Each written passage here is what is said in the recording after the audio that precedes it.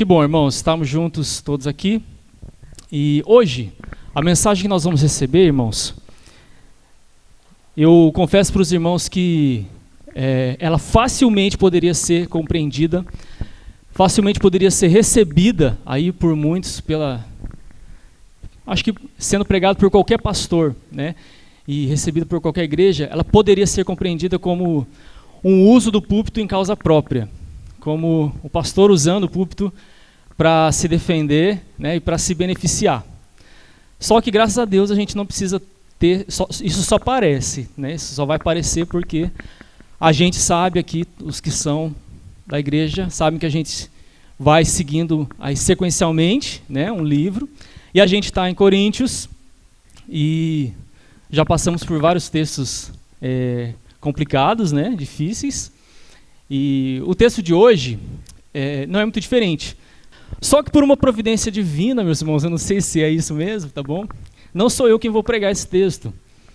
Em junho, quando nós estávamos planejando o retorno dos cultos, nós combinamos, né, eu e os presbíteros, nós combinamos que eles pregariam uma vez por mês.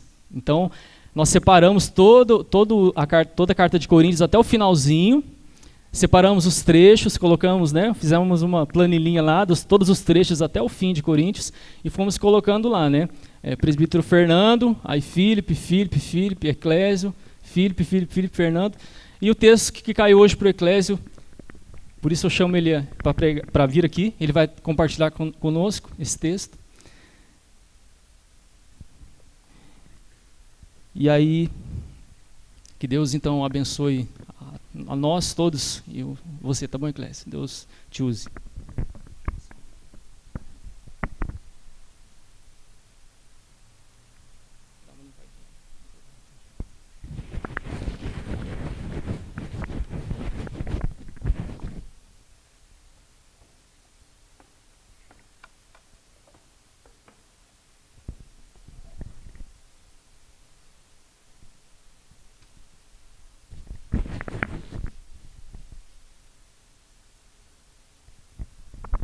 Irmãos, bom dia. Eu confesso que sempre é um misto de alegria estar aqui, novamente com os irmãos, compartilhando da palavra que o Senhor tem preparado para nós. Ao mesmo tempo é muita responsabilidade, porque nós não dependemos da nossa capacidade, nós dependemos exclusivamente do nosso Santo Espírito para que Ele nos encaminhe, né, para que Ele nos use, para que assim nós façamos o que Ele nos pede. Eu peço aos irmãos, então, que abram as suas Bíblias, lá em 1 Coríntios, capítulo 9, como o próprio pastor falou, e nós vamos fazer a leitura até o versículo 14.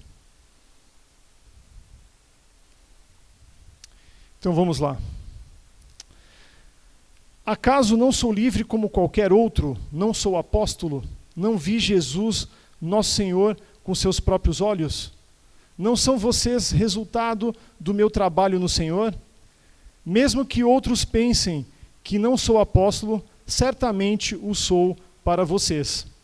Vocês mesmos são prova de que sou apóstolo do Senhor.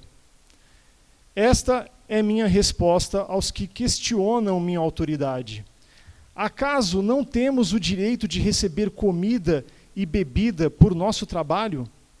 Não temos o direito de levar conosco uma esposa crente, como fazem os outros apóstolos e como fazem os irmãos do Senhor e Pedro? Ou será que só Barnabé e eu precisamos trabalhar para nos sustentarmos? Que soldado precisa pagar pelas próprias despesas? Que agricultor planta uma videira e não tem o direito de comer de seus frutos? Que pastor cuida de um rebanho e não tem permissão de tomar de seu leite? Será que expresso apenas uma opinião humana ou a lei diz o mesmo? Pois está escrito na lei de Moisés: não amordassem o boi para impedir que ele coma enquanto trilha os cereais. Deus estava pensando apenas nos bois quando disse isso? Será que na verdade não estava se referindo a nós? Sim. Essas palavras foram escritas a nosso respeito. E, portanto, Quem ara e quem trilha o cereal deve ter a esperança de receber uma parte da colheita. Se plantamos sementes espirituais entre vocês, não temos direito a uma colheita material? Se vocês sustentam outros que pregam a vocês, não temos ainda mais direito de receber o mesmo sustento? Mas nunca fizemos uso desse direito. Preferimos suportar qualquer coisa a fim de não sermos obstáculo para as boas novas a respeito de Cristo.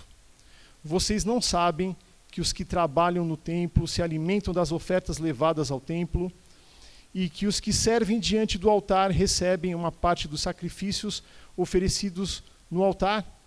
Da mesma forma, o Senhor ordenou que os que anunciam as boas novas vivam pelas boas novas. Amém.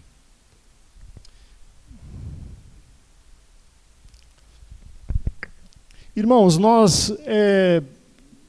todos nós aqui sabemos, né? Nós até já, quem está há mais tempo no Evangelho, sabe que existe aquele texto, aquele versículo que diz que todo obreiro é digno do seu salário. Então, é de conhecimento quase que uniforme de toda a comunidade cristã que o pastor ele deve ser sustentado pela igreja local. E como nós estamos hoje num mundo pós-cristão, nós estamos experimentando a idade contemporânea que cada vez mais se distancia das bases do cristianismo.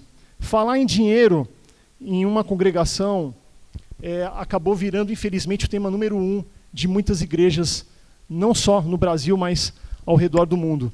Porém, irmãos, como nós vamos tratar este assunto sobre sustento pastoral, sobre finanças mesmo, nós vamos fazer isso à luz da palavra de Deus.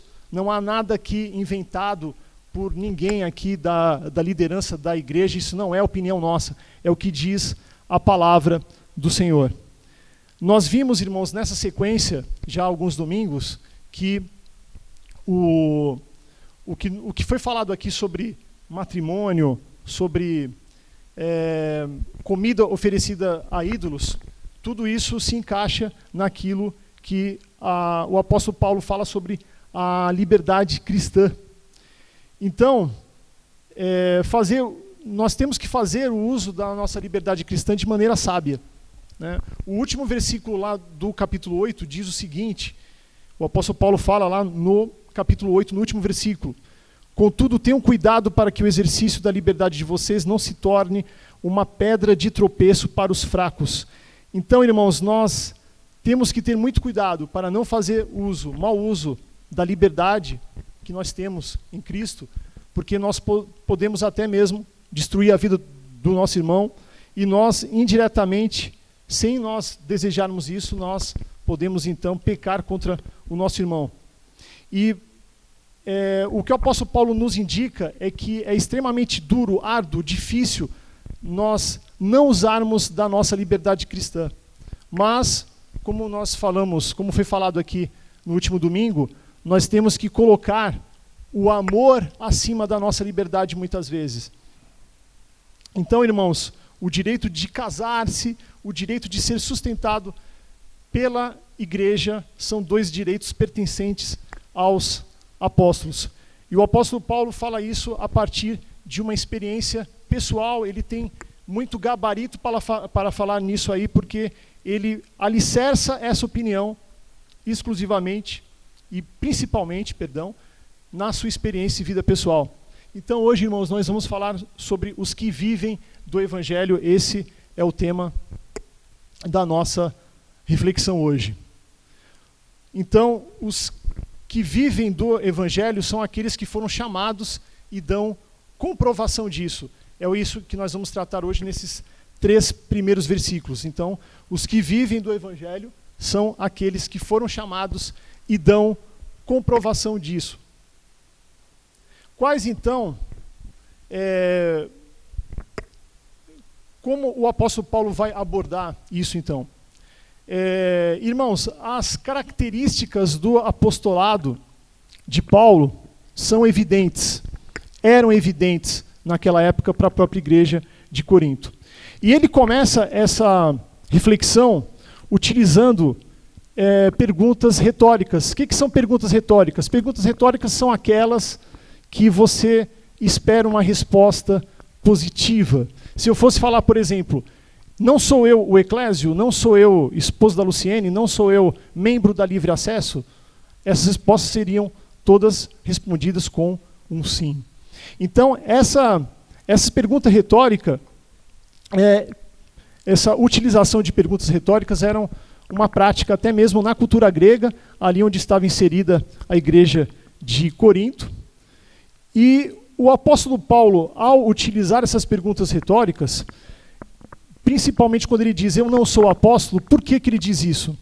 Porque a igreja de Corinto estava questionando a autenticidade do seu chamado apostólico.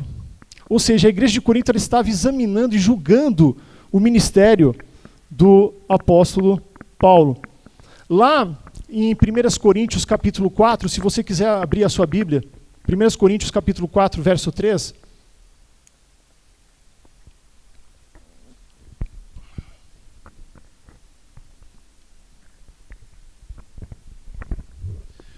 ele diz o seguinte, né? Pouco me importa ser julgado por vocês ou por qualquer tribunal humano. De fato, nem eu julgo a mim mesmo. O apóstolo Paulo ele não estava preocupado em ser julgado por qualquer pessoa. Ele não se importava com isso, mas o que ele questionava é por que ele estava sendo julgado pela igreja de Corinto.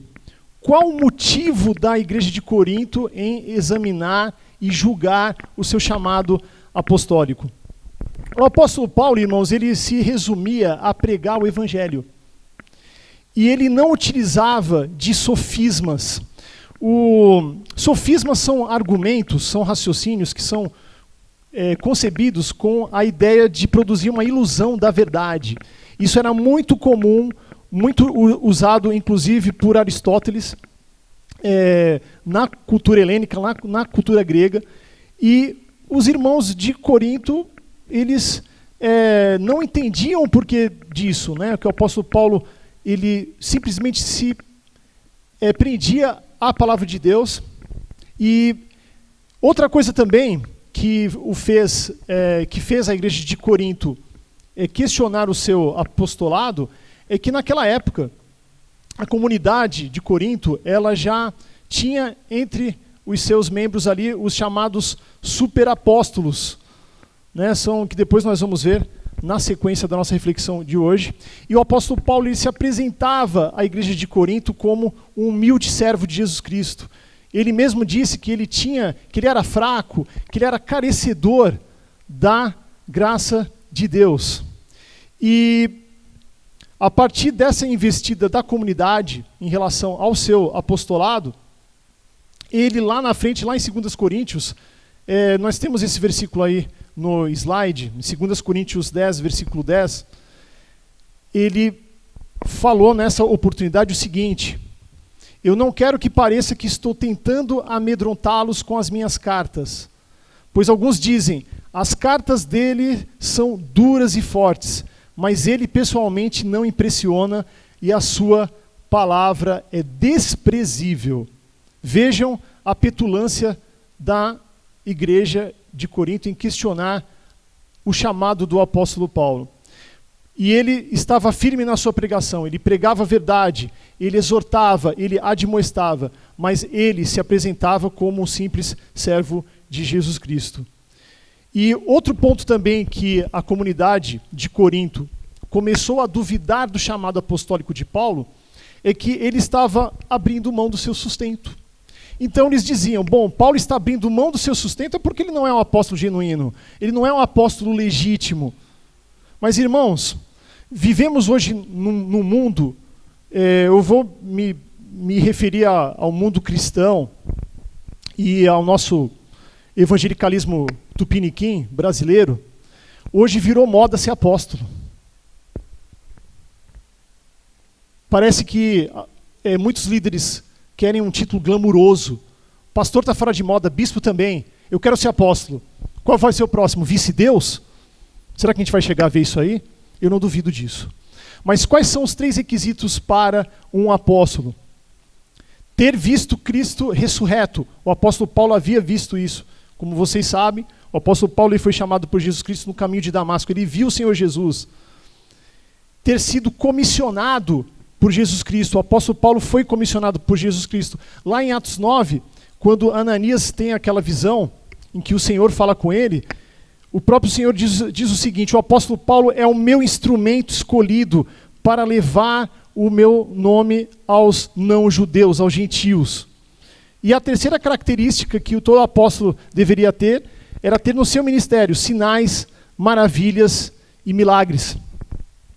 Então ele tinha propriedade, ele reunia todos esses requisitos que um apóstolo necessitava ter. Lá em 2 Coríntios capítulo 12, se você quiser abrir a sua Bíblia, então, 2 Coríntios capítulo 12, verso 12. O apóstolo Paulo diz à igreja de Corinto: quando eu estive com vocês, certamente dei provas de que sou apóstolo, pois com grande paciência realizei sinais, maravilhas e milagres entre vocês. Então, irmãos, hoje quando nós nos deparamos com esses apóstolos da atualidade, eu chego à conclusão de duas coisas. Ou este indivíduo, ele não conhece a palavra de Deus, ou ele deturpa a palavra de Deus, ou ele tem más intenções. Porque não existem apóstolos hoje. Se você quer saber o que os apóstolos dizem, leia a Bíblia, né? A Bíblia, né, nós temos o apóstolo São Pedro, o apóstolo Paulo, entre todos os outros que escreveram as cartas, ali que está contida a verdade. E não hoje, nesse modismo que nós estamos enfrentando aí. Uma coisa importante que nós vemos nessa narrativa do apóstolo Paulo, ele fala sobre os frutos do seu trabalho. E os frutos do seu trabalho são frutos notórios. Tanto é que ele diz lá, no verso 1 ainda, de 1 Coríntios capítulo 9, verso 1, não são vocês resultado do meu trabalho no Senhor? Então, irmãos, ser apóstolo significava em dar frutos. E ele mostrou isso: olha, vocês mesmos, vocês que estão aqui na igreja de Corinto, vocês são frutos do meu trabalho. E a sua humildade em dizer que ele mesmo plantava os frutos, mas quem dava, quem provia o crescimento era o Senhor, isso era uma prova também do seu apostolado. No verso 2, no capítulo 9 ainda, nós vimos lá o que ele diz: ainda que eu não seja apóstolo para os outros, certamente o sou para vocês, pois vocês são o selo do meu apostolado no Senhor. E por que ele diz selo, irmãos? Naquela época o selo era uma garantia de que determinada coisa, determinado objeto era propriedade de uma pessoa, era propriedade do seu dono. Então, os próprios irmãos ali eram o fruto do seu trabalho, e aquele trabalho era um trabalho genuíno, era um trabalho legítimo. Aquele selo, por isso que ele usa essa analogia, da mesma forma que o selo garante que isso aqui tem uma propriedade, vocês, como fruto do meu trabalho, são essa prova. E lá no versículo 3, ele diz, né, esta é minha defesa diante daqueles que me julgam. No verso 4, irmãos, como nós vamos falar aí sobre o sustento pastoral, nós vamos ver que o princípio do sustento pastoral é aplicável aos pastores e aos ministros do Evangelho hoje. Por quê? Vamos lá para o verso 4, que diz o seguinte: não temos nós o direito de comer e beber? Nós vamos ler aí alguns versículos, o Hugo vai colocar nos slides aí. Tem um versículo lá em 1 Timóteo, capítulo 5, verso 17, que diz o seguinte: os presbíteros que fazem bem seu trabalho devem receber honra redobrada, especialmente os que se dedicam arduamente à pregação e ao ensino.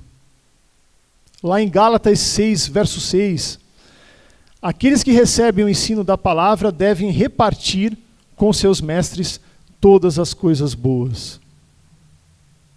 Outro versículo também, outro contido lá em 1 Tessalonicenses capítulo 5, versos 12 e 13. Irmãos, honrem seus líderes na obra do Senhor. Eles trabalham arduamente entre vocês e lhes dão orientações. Tenham grande respeito e amor sincero por eles, por causa do trabalho que realizam, e vivam em paz uns com os outros. Então, irmãos, será que um ministro do Evangelho, será que um obreiro, um pastor, ele não tem direito a receber o sustento pastoral? Então, Paulo, ele defende direitos básicos do apostolado, o matrimônio e o sustento. Verso 5 aí, acompanhe comigo então, 1 Coríntios 9. Não temos nós o direito de levar conosco uma esposa crente, como fazem os outros apóstolos, os irmãos do Senhor e Pedro? Uma coisa aqui muito interessante, os apóstolos, eles tinham esposa. O celibato não era algo imposto aos apóstolos, como nós vemos hoje. Até a igreja romana impõe isso aos clérigos, né? Mas na igreja primitiva, os apóstolos tinham esposas, tinham mulheres crentes. E por que o apóstolo Paulo coloca aqui a figura da esposa? Também tem uma intenção aqui, irmãos. A responsabilidade da igreja local pelo sustento do pastor também incluía a figura da esposa. Incluía a esposa e a sua família. Eu conheço uma igreja em São Paulo, o meu pai tem um amigo que é pastor também, que trabalhou nessa igreja arduamente, quase 30 anos, e a esposa dele foi uma bênção, ela organizou muitos departamentos na igreja, ela também trabalhou arduamente na área de música, e quando ele se aposentou, quando ele deixou o ministério daquela igreja, depois de quase 30 anos, a igreja, ela se comprometeu a mensalmente, como forma de gratidão, um salário mínimo para ela, de maneira vitalícia, até ela morrer. A igreja fez isso como uma prova de amor. De tão gratos que eles estavam pelo trabalho que ela prestou naquela igreja. O sustento pastoral, irmãos, ele deve ser tão provedor que a esposa, ela não deveria trabalhar. Por quê? Porque acompanhar o marido na atividade ministerial também é uma tarefa muito importante para o pastor, para o obreiro.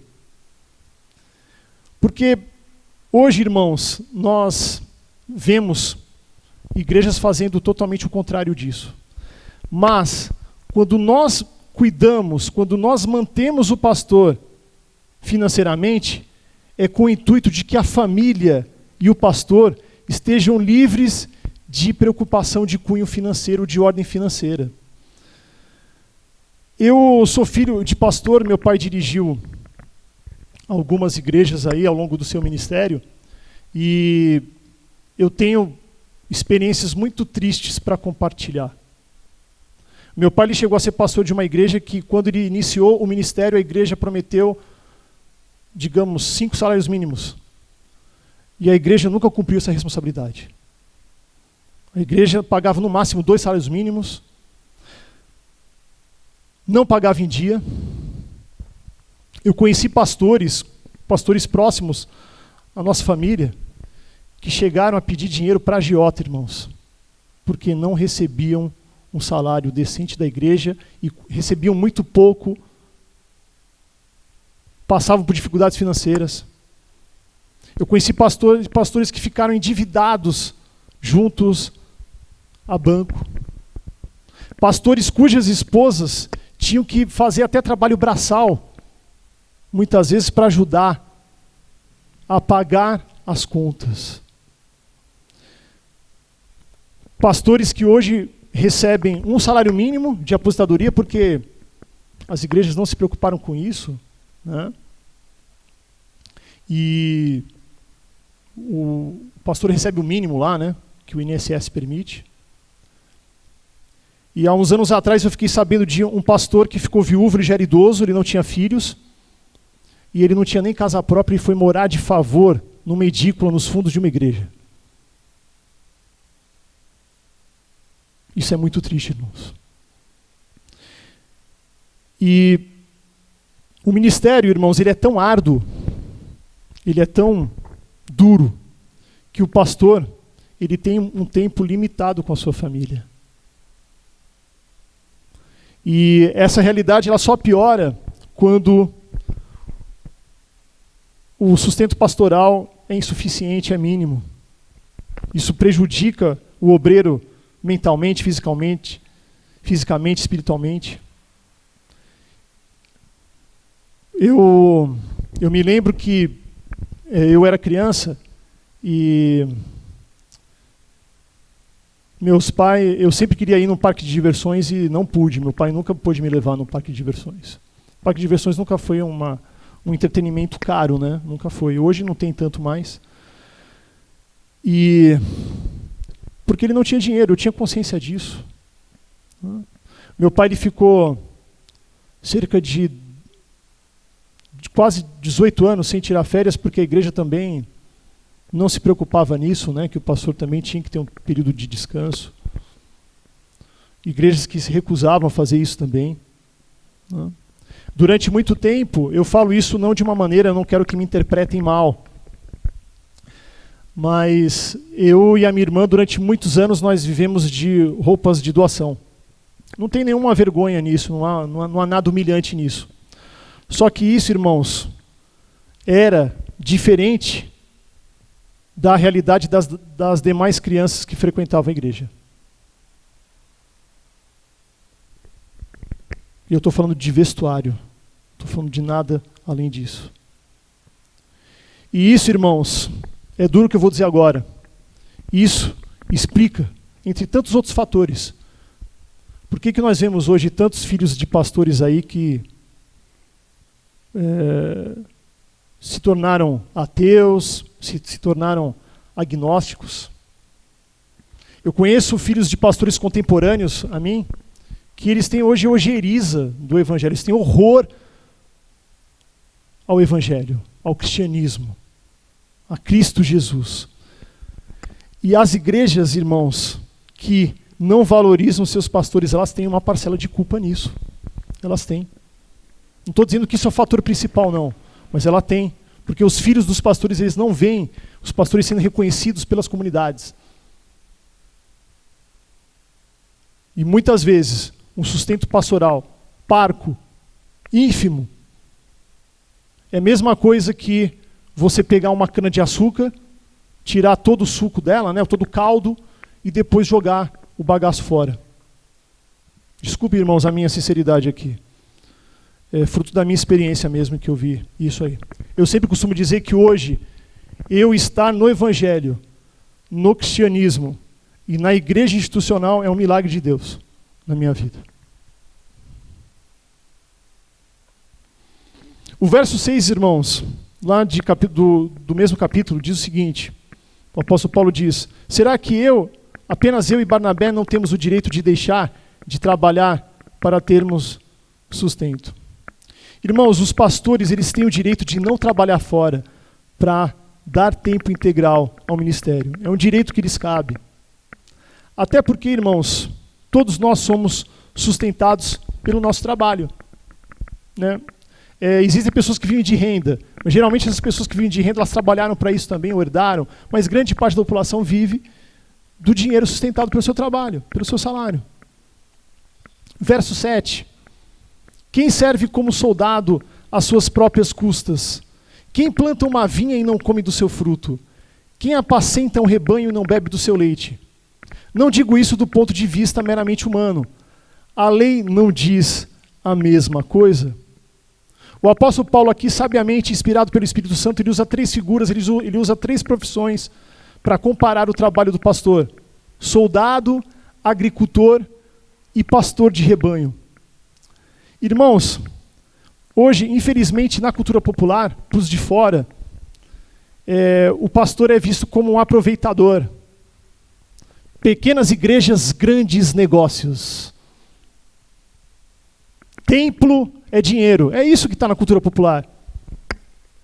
Isso não deveria nos escandalizar, porque eles desconhecem a palavra. Mas no seio da igreja, muitas vezes, eu já ouvi isso, não só em relação ao meu pai, mas em relação a outros obreiros. O pastor ganha muito para trabalhar um dia na semana. Qual que escandaliza mais? Irmãos, o pastor ele é equiparado a soldado. O apóstolo Paulo usa essa analogia de soldado porque o pastor ele luta pela igreja. O pastor é considerado um agricultor porque ele planta a semente, ele planta a palavra, acompanha o crescimento.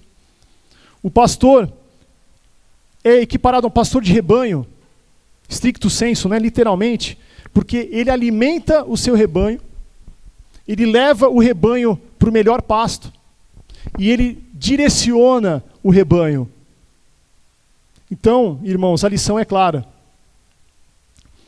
O ministro cristão ele tem o direito de esperar os benefícios do seu labor.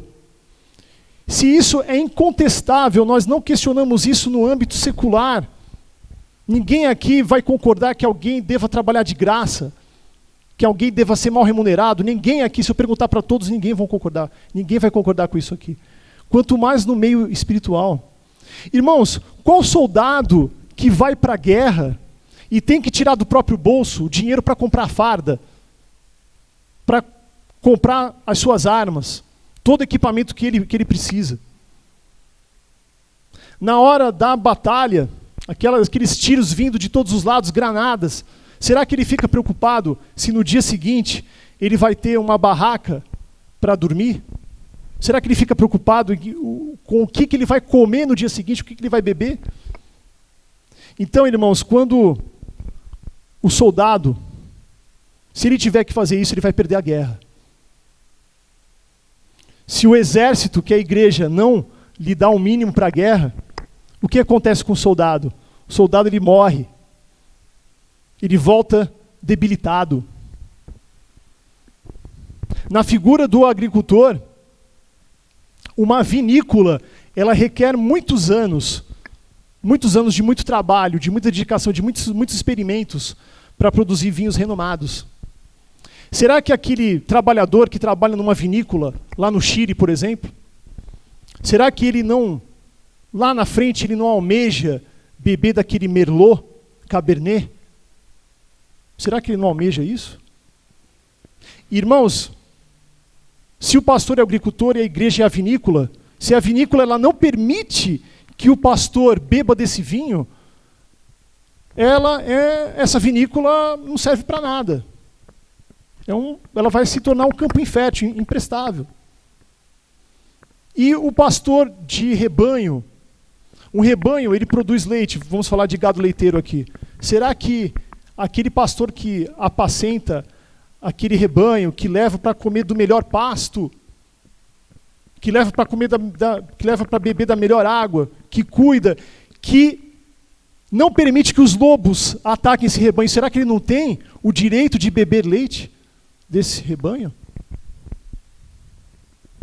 Irmãos, o sustento pastoral, como diz o apóstolo Paulo, ele já tem um respaldo lá no Antigo Testamento. Quando ele diz lá no versículo 9, acompanhe, pois está escrito na lei de Moisés, não amordace o boi enquanto ele estiver debulhando o cereal. Por acaso é com bois que Deus está preocupado? Se Deus se preocupa com animais que devem ser alimentados, será que os pastores não deveriam ser alimentados enquanto trabalham?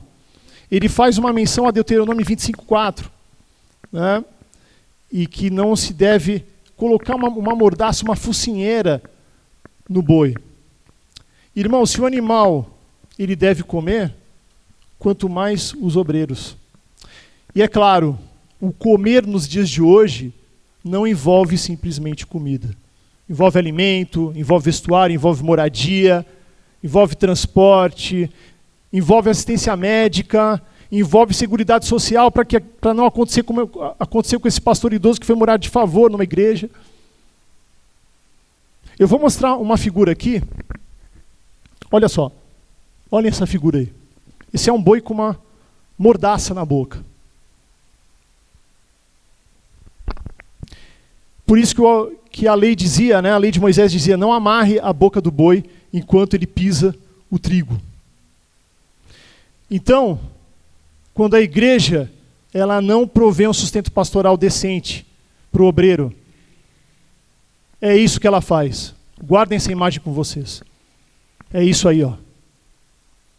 Se a lei que era dura, ela não permitia, se a lei mosaica que era dura, aplicava penas pesadas, rígidas, para algumas práticas, para os animais eles tinham consciência que isso era errado. Tem uma outra figura também que eu vou mostrar aí, olha só. Isso. Ali vocês veem 2 bois, né? Então, o trigo, ele era jogado no chão, né? O trigo ali estava envolto numa casca. E para se quebrar a casca, eles amarravam 2 bois, eles colocavam algumas vezes uma pedra circular ali, ou então uma madeira plana, planificada. E assim o trigo ele era moído. E ali vocês percebem, ó lá, que os bois não estão com a focinheira, não estão com as mordaças, né? Por quê? Porque os bois muitas vezes paravam para comer, eles tinham fome. Diz lá o versículo 10, então, voltando ao nosso texto: não é certamente por nossa causa que ele o diz? Sim, isso foi escrito em nosso favor, porque o lavrador quando ara e o debulhador quando debulha devem fazê-lo na esperança de participar da colheita. Nenhum trabalhador, irmãos, ninguém aqui quer trabalhar numa empresa que está prestes a fechar as portas ou à beira da falência. Ninguém aqui é louco para isso. Ninguém aqui, nenhum trabalhador quer trabalhar numa empresa que costumeiramente começa a atrasar o dia do pagamento, começa a atrasar salários. Quando o empregador ele não cumpre aquilo que ele promete. Qual a consequência disso, de você trabalhar numa empresa prestes a fechar, à beira da falência? Uma empresa onde o patrão é mau, que ele promete as coisas e não faz nada. O que acontece? O trabalhador ele vai para o trabalho desmotivado. Eu não sei se vocês aqui já passaram por experiências assim. Há um tempo atrás, aqui na região, uma grande empresa, ela passou por uma situação financeira tão difícil, e eu cheguei a conhecer pessoas que trabalhavam nessa empresa, e chegava o dia do pagamento, não tinha salário. Aí um deles que eu conheci, que foi meu aluno, inclusive, ele disse que quando chegava o dia de pagar a conta de água, a conta de luz, ou o financiamento imobiliário, ele tinha que levar a fatura para o departamento financeiro para que eles pagassem. Irmãos, se um trabalhador estiver nessas condições, ele certamente ficará desmotivado, ele vai jogar a toalha. Ele vai desistir. E por que nós, que temos pastores, nós temos um pastor, um ministro do evangelho que é dedicado à palavra, que reúne todos aqueles requisitos que o apóstolo Paulo fala para o episcopado, para o ministério, será que ele também não tem direito aos frutos do seu trabalho? Irmãos, saibam de uma coisa: os pastores, eles deixam carreiras promissoras no mundo secular, no mundo corporativo. Eles deixam as suas carreiras não para se tornarem profissionais de púlpito, como muitos têm feito por aí. Eles vão para atender o chamado para o ministério, chamado ao ministério, atendendo o chamado do nosso Senhor Jesus Cristo. Então, irmão, se você não compreende isso, se você rejeita isso aí, eu vou dizer uma coisa muito importante para você. Se você não concorda com isso, você está rejeitando a palavra de Deus. E rejeitar a palavra de Deus te torna um incrédulo. É isso que a Bíblia diz. Vamos lá, irmãos, versículo 11. Diz o seguinte: se entre vocês semeamos coisas espirituais, seria demais colhermos de vocês coisas materiais? A Igreja de Jesus Cristo, irmão, ela é espiritual. Isso aqui não é uma instituição formada para gestão de pessoas, não é isso. A Igreja de Jesus Cristo foi fundada pelo próprio Jesus, pelo próprio Mestre. Mas ela, ao longo dos séculos, irmãos, ela tem sido mantida por causa das contribuições, por causa da contribuição material. Eu conheço gente que já disse assim uma vez, né, numa das igrejas pelas quais eu passei: olha, eu não entrego o dízimo, eu não oferto, eu não dou contribuição nenhuma, mas olha, eu dou a minha vida. Eu participo de todos os cultos, eu estou no ministério X da igreja, eu participo das células lá, às quartas e sextas-feiras lá no meu bairro. Então eu estou entregando ao Senhor, a minha vida é muito mais importante que o dinheiro. Iludido, hipócrita. Se a tua vida, se você quer entregar a sua vida para Jesus por completo, isso também envolve a generosidade nas contribuições, pontualidade nas suas contribuições. Porque, irmãos, a Bíblia está dizendo isso. Não, se entre vocês semeamos coisas espirituais, seria demais colhermos de vocês coisas materiais.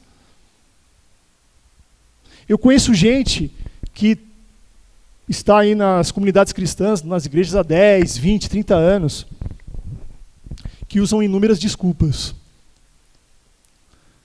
Ah, eu não contribuo porque eu tenho salário baixo. Eu não contribuo porque eu sou autônomo e não tenho renda fixa. Olha, depois que eu pagar todas as minhas dívidas, depois que eu começar a pagar as minhas contas todas em dia, aí eu começo a contribuir para a obra. E tem aqueles que falam ainda coisas piores, né? Ah, por que o pastor também não vai trabalhar? Não pega um emprego aí fora? Por quê? Porque ele trabalha para o reino. O trabalho dele não é igual ao seu. O trabalho dele é muito mais difícil que o nosso. E porque a Bíblia assim manda. Verso 13. O versículo 12 eu vou deixar para o finalzinho. Vamos lá para o verso 13. Vocês não sabem que aqueles que trabalham no templo alimentam-se das coisas do templo e que os que servem diante do altar participam do que é oferecido no altar? O pastor Filipe falou isso no domingo passado. Um sacerdote de culto pagão lá em Corinto, como em toda aquela região ali do Mediterrâneo, ele ficava com 1/3 da carne que era oferecida ao ídolo, né? Um terço era oferecido ao ídolo, aquela carne queimava. 1/3 ficava com a própria pessoa que oferecia, e a outra parte, o outro 1/3, ficava com o sacerdote. Irmãos, eles eram pagãos. Eles eram pagãos. E sabiam da importância do sustento de um sacerdote. O sustento pastoral, ele era uma prática do povo de Deus também. Tem inúmeros textos lá no Antigo Testamento, né, quando as pessoas ofertavam cereais, os sacerdotes do templo ficavam com uma parte daqueles cereais, porque eles se dedicavam ao templo, se dedicavam ao serviço. Verso 14, né, nós vamos falar isso, que o sustento pastoral ele tem respaldo, inclusive no ensino de Jesus Cristo. Diz lá o verso 14, da mesma forma o Senhor ordenou àqueles que pregam o Evangelho que vivam do Evangelho. Isso é uma ordem do nosso Senhor Jesus Cristo, é uma ordem. Vamos ver lá um versículo, acho que tem aí também, lá em Mateus 10, versículos 9 e 10. Palavras do nosso Senhor Jesus Cristo.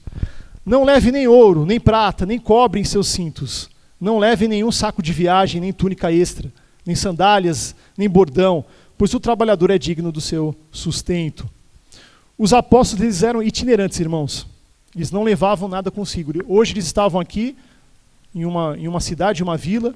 Alguns dias depois eles estavam em outro lugar e assim eles iam pregando a palavra.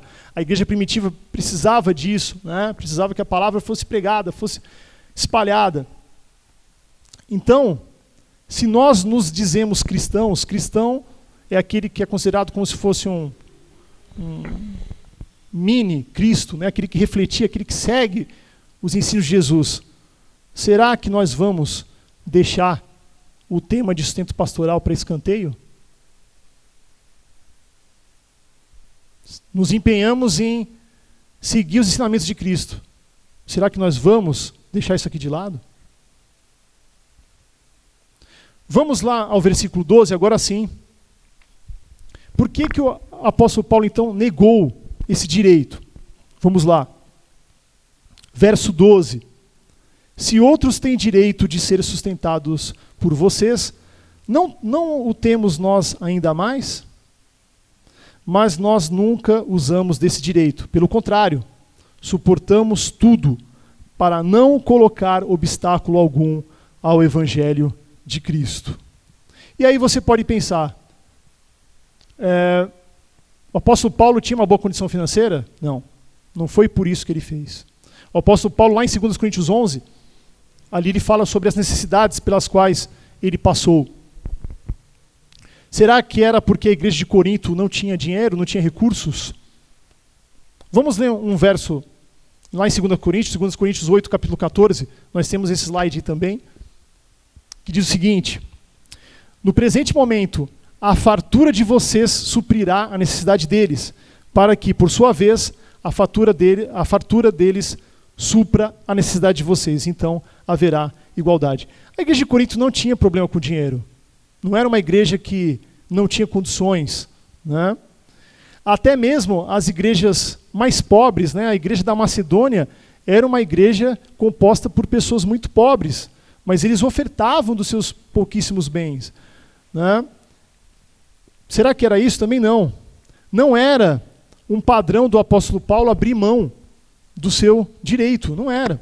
Lá em 2 Coríntios 11, 2 Coríntios, se os irmãos quiserem abrir, 2 Coríntios 11, verso 8, diz o seguinte: despojei outras igrejas, recebendo delas sustento a fim de servi-los. Ele usa um termo forte, né? Despojar, parece que ele se apropria. É isso mesmo.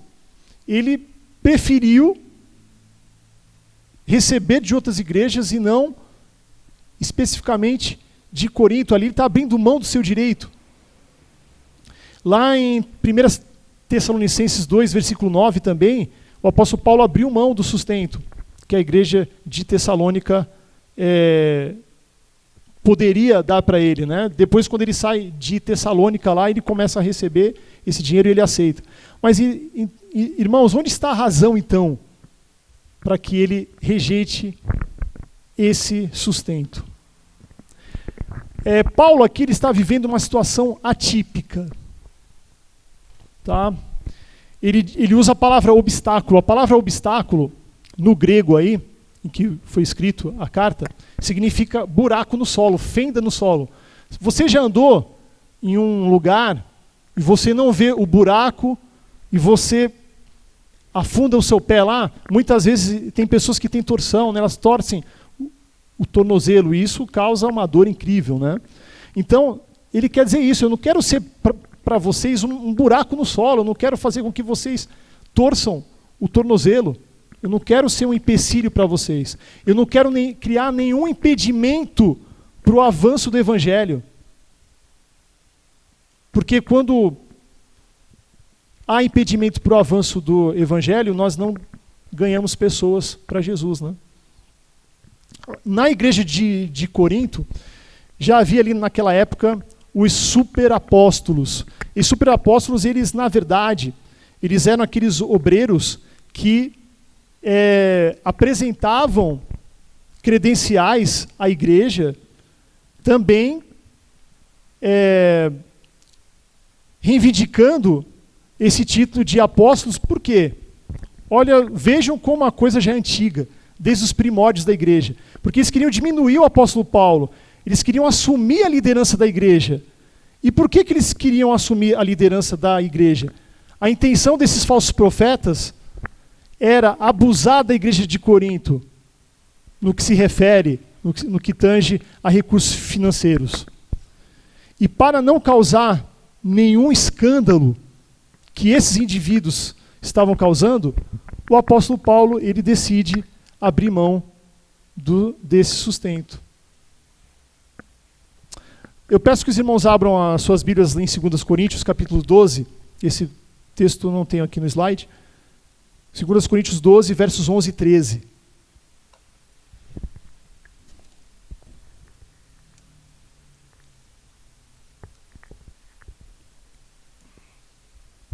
Diz assim: Vocês me obrigaram a agir como insensato. Vocês é que deveriam me elogiar, pois embora eu nada seja, não sou inferior a esses superapóstolos. Quando estive com vocês, certamente dei provas de que sou apóstolo, pois com grande paciência realizei sinais, maravilhas e milagres entre vocês. A única coisa que não fiz e que faço nas outras igrejas foi me tornar um peso para vocês. Perdoem-me por essa injustiça.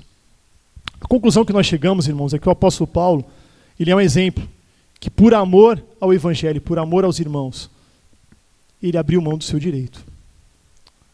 Mas nós hoje, como igreja contemporânea, igreja de Cristo, nós temos que nos ater a uma coisa muito importante, irmãos. Nós não apenas temos que valorizar o nosso pastor por palavras, mas nós também devemos fazer com atos de generosidade. Eu dou glória a Deus por isso que nós estamos numa igreja que tem permanecido fiel à palavra. A nossa igreja não tem nenhum falso profeta aqui. Nós somos uma igreja bem diferente da igreja de Corinto. Glória a Deus por isso. Que assim permaneça. Hoje nós temos aqui o pastor Filipe. A livre acesso, eu creio nisso, que Deus vai prover crescimento para essa igreja. Você crê nisso também, irmão? Eu creio nisso. Outros obreiros serão importantes aqui, outros obreiros terão que nos auxiliar. E nós teremos que ter obreiros em tempo integral. E nós temos que nos preocupar com que o rendimento de cada obreiro seja capaz de cobrir todas as suas necessidades. Não é só comer, como eu disse ali, envolve outras coisas. Eu sei que muitas vezes os pastores, eu vejo isso pelo meu pai mesmo, muitos pastores se sentem constrangidos, né? E por altruísmo, por amor ao evangelho muitas vezes, aquele amor pelo reino desenfreado, eles são tendentes, né? Eles têm a tendência de falar assim, não, eu não quero, porque eu não quero onerar a igreja. Mas irmãos, o principal compromisso de uma igreja não é pagar o aluguel do salão de cultos, não é destinar dinheiro para eventos, não é sustentar um missionário que está em outro lugar. A igreja deve ser missionária, não estou dizendo que não deve, mas o principal missionário que a igreja tem é o pastor que está aqui. Ele é a nossa prioridade, o missionário número 1. E nós vimos, né, a igreja da Macedônia era uma igreja pobre, e os irmãos ali ofertavam com generosidade. Então, irmãos, se você é membro da Livre Acesso, se você trabalha, se você tem renda, se você está prestes a se tornar membro aqui da Igreja Livre Acesso, eu quero exortar você a falar sobre o seu compromisso com as contribuições. E eu desejo, sinceramente, do fundo do meu coração, que você não se torne um buraco no solo, que você não se torne um obstáculo, que você não se torne uma pedra de tropeço para o avanço do evangelho e da obra. Nós estamos numa igreja aqui, irmãos, que não faz apelo a contribuições, vocês sabem disso. Nós estamos numa igreja aqui que não passa sacolinha, que não passa maquininha de débito, né? Agora o negócio tá chique, né? Para você lá não ter desculpa de não ter dinheiro em espécie. A igreja aqui não está pedindo para você deixar a chave do seu carro. Lembra uma igreja aí que mostra que um cara estava com uma Evoque, que é um carro que custa 300 mil reais, e o cara falou assim, olha, ele veio aqui e deixou isso aqui como oferta. Você não vai ver isso aqui na Livre Acesso. Glória a Deus por isso. Amém? Não vai. Eu já vi relatos de que uma vez numa igreja, um conhecido meu, ele estava com uma jaqueta de couro e ele realmente não tinha dinheiro nenhum no bolso, ele estava só com cartão de débito e a igreja não tinha maquininha. Aí na hora que a pessoa passou a sacolinha lá, ele falou, eu não tenho. Aí o cara falou assim, olha, mas essa sua jaqueta de couro aí vale uns 400 reais. Nós não fazemos isso aqui, irmãos. O que nós estamos falando aqui é à luz da palavra. Oferte, seja generoso, seja pontual nas suas contribuições. Os pastores têm que ter essa tranquilidade financeira, irmãos. Eles não podem ter a cabeça permeada por esses problemas. Porque problema financeiro, eu creio que todo mundo aqui já deve ter passado pelo menos alguma vez na vida. Tira a gente do foco, tira a gente do prumo. Irmãos, a contribuição é o compromisso que nós temos perante Deus primeiramente e perante a comunidade. E que nós não façamos parte do rol, daquela lista de pessoas que foram obstáculo para a propagação das boas novas e para o crescimento do reino. Esse é o meu pedido, irmãos, o meu desejo, para que Deus trabalhe o seu coração, para que você que é firme, que você continue sendo firme nas suas contribuições. É isso. Que Deus abençoe a sua palavra. Amém? Vamos ficar em pé, nós vamos orar.